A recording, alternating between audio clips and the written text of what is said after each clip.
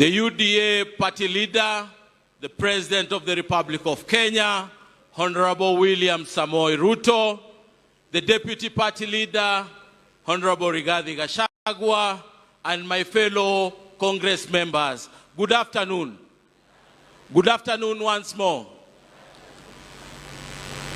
Let me first take this opportunity to welcome you officially to this National Congress here, National Governing Council here today.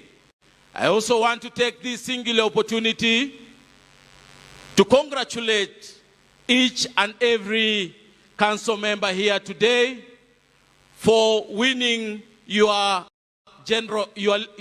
for winning the election and leadership positions that you hold currently under the UDA umbrella.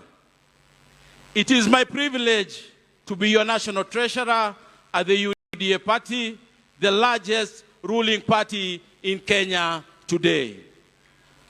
I acknowledge with gratitude the responsibility and accountability that we have to you and to our party.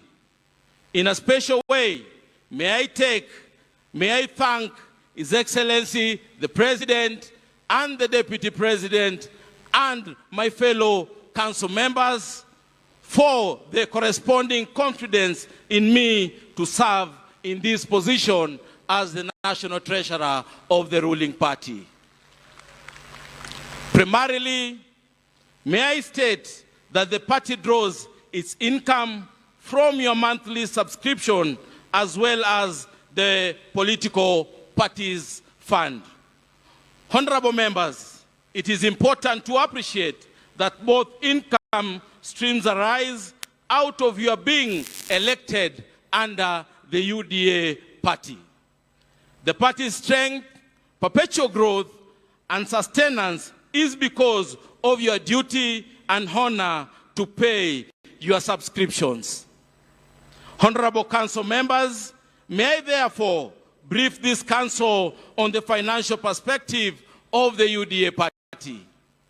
UDA has a total of 1,053 leaders across all the positions contested in the last year's general elections. Out of this, we have 20 governors and 20 deputy governors.